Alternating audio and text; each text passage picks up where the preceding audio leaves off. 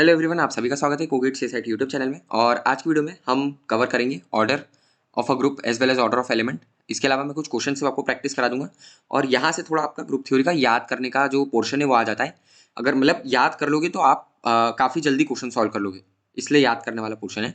Although आप इसे समझ के भी कर सकते हो बट टाइम लेगा वो। तो अभी चालू करते हैं बिना टाइम वेस्ट करें। तो देखो ऑर्डर क्या होता है हमारा, मतलब ग्रुप का ऑर्डर क्या होता है। तो यहाँ मैंने सिंपल एक सिंगल लाइन में लिखा है, order of a group is number of elements in the group. तो जितने भी ग्रुप के अंदर एलिमेंट्स होंगे उसका जो काउंट है वो ऑर्डर ऑफ द ग्रुप रहेगा। ठीक है, अब यहाँ पर जैसे एक सेट है या ग्रुप है हमारा जिसके अंदर 6 एलिमेंट्स है, 0 1 2 3 4 5। तो इसका जो ऑर्डर है ग्रुप का वो हो गया 6। आगे बढ़ो, खत्म। और यहाँ एक और इंपॉर्टेंट पॉइंट है जो मैं आपको आगे बताऊंगा, जनरेटर क्या होता है। तो ऑर्डर ऑफ याद कर लेना, order of a generator is equal to order of the group. मैं आपको आगे समझाऊंगा तो आपको ये समझ में आ जाएगा पॉइंट। अभी हम आगे चलते हैं ऑर्डर ऑफ एलिमेंट पे। तो ऑर्डर ऑफ एन एलिमेंट क्या होता है, तो देखो order of n element a small a is equal to n. Order of n element a is n if a की power n is equal to zero. जब भी आपका, और ए की पावर एन यहाँ पर क्या है, ऐसा नहीं ए इंटू ए, ये गलत कर देते बच्चे। यहाँ पर ए ऑपरेशन ए है, ऑपरेशन कुछ भी हो सकता है वो दे दें ए प्लस ए माइनस टू। अगर इस टाइप का ऑपरेशन दे दिया तो आपको यहाँ दो ए स्टार ए हो जाएगा, ए प्लस ए माइनस टू। फिर उसको तीसरे वाले ए के साथ करेंगे तो उसका ए प्लस ए माइनस टू, समझ रहे हो। तो यहाँ पर मल्टी ए की पावर एन जो लिखा है यहाँ पावर मत समझ, पावर मतलब यहाँ पर आपका ऑपरेशन बीच में लग रहा है, मल्टीप्लीकेशन नहीं हो रहा है।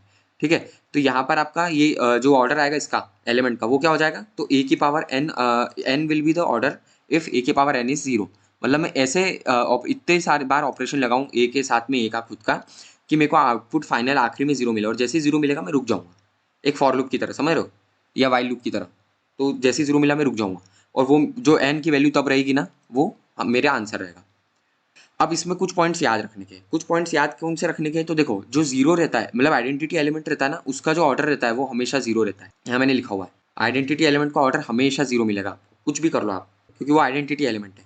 और जो बाकी एलिमेंट्स है आपके, वो जो जिसे हम लोग जनरेटर भी बोलते हैं, जो मैं आपको आगे बताऊंगा क्या होता है। कुछ एलिमेंट्स जनरेटर होंगे कुछ नहीं। तो वो वाले एलिमेंट्स के लिए हम ये वाला फॉर्मूला लगा, ये वाला जो हमारा कंडीशन है वो लगाएंगे। तो ये मैंने आपको बता दिया।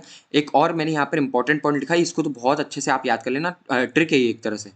इसमें मैंने आपको बताया कि आप कैसे किसी भी एलिमेंट का ऑर्डर निकाल सकते हो। तो देखो ए की पावर एम करना है, करोगे अगर आपको निकालना है एम की वैल्यू आपको निकालना हो सकता है पड़े, या फिर आपको मालूम हो, तो ऑर्डर क्या निकलेगा उसका, तो वो हो जाएगा n upon g c d of n comma m, उससे आपका ऑर्डर निकलेगा। तो इनको हम ऐसे करेंगे। अब नेक्स्ट चलते हैं। देखो मैंने नेक्स्ट आपको यहाँ पर पूरा एक्सप्लेन करा है, एक एक एलिमेंट को लेके, वन को लिया है, टू को लिया है। अब जैसे यहाँ पर ना जो आइडेंटिटी एलिमेंट है उसके लिए तो जीरो रहेगा हमारा, बट जैसे यहाँ पर हमारा जो दूसरे एलिमेंट्स रहेंगे उनके लिए तो हम क्या करेंगे, जीरो के लिए चेक करने की जरूरत ही नहीं है, आप सीधे चालू करो टू की पावर वन से टू की पावर टू, टू की पावर थ्री, और जैसे ही जीरो मिल गया यहाँ पे हमें, तो हमारा ऑर्डर क्या हो गया, उसका थ्री हो गया यहाँ पे। सिमिलरली यहाँ फोर का थ्री हो गया। तो यहाँ आप ऑब्जर्व करो अगर आप, तो आपको एक चीज समझ में आएगी कि यार टू का भी ऑर्डर थ्री है और फोर का भी ऑर्डर थ्री है। तो इसका मतलब ये हुआ कि टू और फोर दोनों के इनवर्स होना चाहिए। अब इसका प्रूफ निकालना है अगर आपको, तो सिंपली आप उसको पुट कर दो, टू स्टार फोर ऑपरेशन लगाओगे तो आपको आंसर जीरो मिलना चाहिए। अगर वो मिल रहा है इसका मतलब वो इनवर्स है, समझ लो। जब ये आउटपुट जीरो का मिलेगा जब मैं खुद के साथ ऑपरेशन लगाऊंगा, ए स्टार ए या ए स्टार ए के साथ ऑपरेशन लगाया तब जीरो मिला, या फिर ए स्टार बी के साथ लगाया तब जीरो मिला। तो अब यहाँ पर बी जो रहता है वो हमारा इनवर्स रहता है ए का। तो अब अगर आप यहाँ चाहो तो चेक करके देख लो, यहाँ पर जैसे मैंने लगाया two plus four mod six. अब अगर आप इसका आउटपुट देखोगे तो क्या आ रहा है, जीरो। तो इसका क्या मतलब हुआ कि आपको अगर पता चल गया है एक भी एलिमेंट का ऑर्डर, तो आप उसके इनवर्स का ऑर्डर की निकालने की जरूरत ही नहीं। तो यहाँ पर मैंने ये ऑर्डर एक एक आपके निकाले हैं, और यहाँ स्पेसिफिकली अब कुछ पॉइंट्स हैं जो मैं आपको एक एक करके बता देता हूँ इसमें, जिसमें आपको मैक्सिमम तो आपको याद ही रखना है। इसमें मैं आपको ज़्यादा मतलब समझाने लगूंगा तो आप बहुत कंफ्यूज हो जाओगे, इसलिए आप अगर याद करो तो बहुत अच्छा है। सिर्फ एक ग्रुप थ्योरी का ये वाला सेक्शन जो है ऑर्डर वाला, as well as graph theory 80%, ये है आपका थोड़ा रटने वाला पोर्शन। बाकी सारे जितने कंसेप्ट है आपकी डिस्क्रीट में वो बहुत मतलब कंसेप्चुअल है, आपको मतलब समझने की जरूरत ही नहीं है। और रटना भी इसलिए कि आपका क्वेश्चन जल्दी हो जाए। हमें सिर्फ क्वेश्चन सॉल्व करने से मतलब है, हमें ये नहीं है कि हर चीज़ को हम समझें, क्योंकि हम सभी को मालूम है कि ये जितने भी सब्जेक्ट्स हमारे ये सिर्फ और सिर्फ गेट तक हमारे काम में आते हैं। प्लेसमेंट में भी आपको जरूरत नहीं लगेगी इतने सारों की। प्लेसमेंट में आपको सिर्फ डीएसए एल्गोरिदम्स जो है हमारा है ना, data structure algorithm, computer networks हो गया, डीबीएमएस हो गया और ओएस हो गया, इन 4 सब्जेक्ट से ज़्यादा की आपको ज़रूरत ही नहीं पड़ी, है ना? तो हम लोग इसलिए सिर्फ वो चीज़ें देखेंगे जिसमें हम नंबर्स कबाड़ सकते। तो ये हमने मतलब मैं आपको एक-एक करके पॉइंट बता देता हूँ। तो सबसे पहले हमारा जो पॉइंट है कि आइडेंटिटी एलिमेंट कभी जनरेटर नहीं होता है, ठीक? और ऑर्डर ऑफ द एलिमेंट जो मैंने आपको बताया था, order of n element is and it's inverse is always same. मैंने यहाँ पर आपको प्रूफ करके दिखाया था, पर प्रूफ करने के लिए आपको एक एलिमेंट का ऑर्डर निकालना पड़ा, उसके बाद उसके इनवर्स का ऑर्डर निकालना पड़ा और फिर आपको चेक करना पड़ा, समझ रहे हो? तो अगर आपको ये याद होगा तो आपका इतना पूरा टाइम बच जाएगा, जिसमें आप एलिमेंट का पहले फर्स्ट एलिमेंट का निकालोगे, फिर उसके इनवर्स का निकालोगे और फिर चेक करोगे कि वो ऑर्डर मैच कर रहे कि नहीं। अगर नहीं कर रहे तो गए, फिर आपका काम और लंबा हो गया, समझ लो। इसलिए मैं ये बोल रहा था कि इसमें याद करने के लिए रहेगा। तो अभी जैसे ये हो गया, अब नेक्स्ट चलते हैं।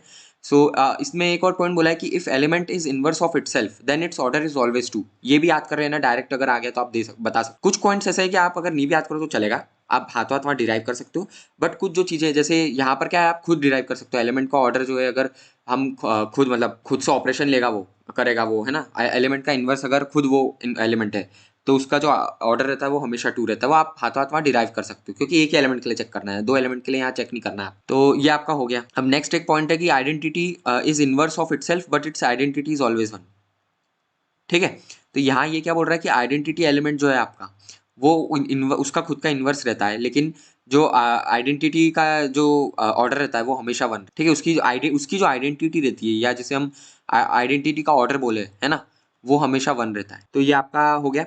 अब नेक्स्ट एक पॉइंट है कि order of element always divide the order of the group. इसमें बहुत सारे क्वेश्चन बनते हैं। ये वाला पॉइंट आप बहुत अच्छे से याद कर लेना, इससे रिलेटेड बहुत क्वेश्चन आपको मिल जाएंगे, जिसमें आपको कुछ बोलेंगे कि एक नंबर दे दिया 11, बोल दिया कि आपके ग्रुप का ऑर्डर है 11, और आपको ये बोला गया है कि आपका इसमें जो आपके possible orders of the element क्या हो सकते हैं।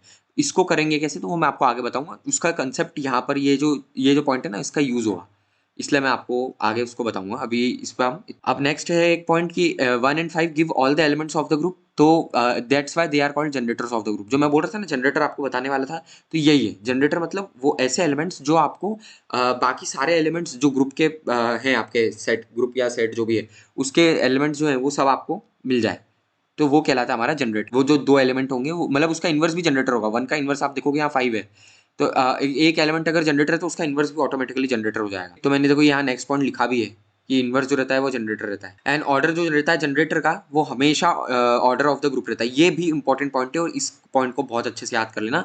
जो मैंने आपको ये क्वेश्चंस बताया ना, इनको करने के ये इसी के हेल्प से यूज होगा। अगर आपको ये पॉइंट याद नहीं होगा ना, तो आप इस क्वेश्चन को कर ही नहीं पाओगे, इसलिए इस पॉइंट को बहुत अच्छे से याद रखें। तो ये हमारा एक पॉइंट हो गया। अब नेक्स्ट आता है हमारा group with prime orders have exactly 3 सब। तो ये आप यहाँ पर देख सकते हो, देखो प्राइम ऑर्डर है जिसका, तो उसके 3 सब ग्रुप होंगे।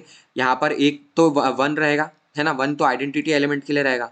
वो तो 1 तो हो ही सकता है। आइडेंटिटी एलिमेंट अगर अकेला भी है प्रेजेंट ग्रुप के अंदर, तो वो ग्रुप कहलाता है, मतलब सेट के अंदर, तो वो ग्रुप कहलाता है। बट अगर आइडेंटिटी के साथ में कोई ऐसा प्रेजेंट हो गया जिसका कोई इन्वर्स वगैरह प्रेजेंट नहीं है, मान लो 1 के साथ 2 है, तो ये ग्रुप नहीं है, क्योंकि इसमें 2 का इन्वर्स भी प्रेजेंट होना चाहिए, जो कि होगा 4। समझ रहे हो? तो ये वाली चीज नहीं है, इसलिए यहाँ पर 1 वाला एग्जिस्ट कर सकता है सब ग्रुप, जिसके अंदर हमेशा ऑलवेज आइडेंटिटी एलिमेंट होगा। एक उसका प्राइम ऑर्डर वाला रहेगा, जैसे इसका डिविजिबल जो है 121 का, वो क्या है, तो 11 है। 1 है, या 11 इंटू 11 इंटू 1। तो 2 ऐसे ग्रुप हो सकते हैं जिसका ऑर्डर 11 हो, या और एक ऐसा ग्रुप हो सकता है जिसका ऑर्डर 1 हो, और एक ऐसा सिंपल सिंगल ग्रुप भी हो सकता है जिसका ऑर्डर 121 हो। ग्रुप का जो ऑर्डर है, सब ग्रुप का भी वो ऑर्डर हो सकता है। ऐसा नहीं है कि सब ग्रुप का ऑर्डर हमेशा ग्रुप से छोटा ही होगा। It can be less than और इक्वल टू। ठीक, तो ये मैंने आपको यहाँ पर कवर करा दिया। सो आज के लिए इतना ही, और नेक्स्ट क्लास में हम लोग देखेंगे साइक्लिक ग्रुप क्या होता है, एंड इसके अलावा मैं आपको कुछ क्वेश्चंस जो हैं वो भी करा दूंगा। एंड अगर टाइम रहा, वीडियो अगर लंबा नहीं हुआ, तो मैं आपको जो स्पेशल केसेस है वो भी करवा के मोस्ट प्रोबेबली नेक्स्ट या नेक्स्ट टू नेक्स्ट क्लास में हमारा ग्रुप थ्योरी खत्म हो जाएगा। एंड देन उसके बाद हम ग्राफ थ्योरी करेंगे, और ग्राफ थ्योरी में आपको बहुत फोकस करना पड़ेगा, क्योंकि ग्राफ थ्योरी सब्जेक्ट जो चैप्टर है वो बहुत कॉम्प्लिकेटेड है। याद करने का भी बहुत है, समझने का भी बहुत है, मतलब वो दोनों चीज़ें उसमें है। अभी तक ग्रुप थ्योरी में समझने का आधा था और याद करने का आखिरी आखिरी का है, बट ग्राफ थ्योरी थोड़ा कॉम्प्लिकेटेड है, तो उस पर आप थोड़ा संभल के करना। और मैं बोलूँगा कि रेगुलर अगर आप लेक्चर्स देख रहे हैं, नोट्स बना रहे हो मेरे साथ, तो आप आराम से इन सभी सब्जेक्ट्स को कवर कर सकते हो जो मैं आपको बता रहा हूँ। सो अगर आपको वीडियो अच्छा लगे तो प्लीज़ इस वीडियो को लाइक करना, और मुझे बताना मैं कैसे इंप्रूव कर सकता हूँ। एंड अगर आप एक गेट एस्पिरेंट हो तो प्लीज़ इस चैनल को ज़रूर सब्सक्राइब करना। Thank you.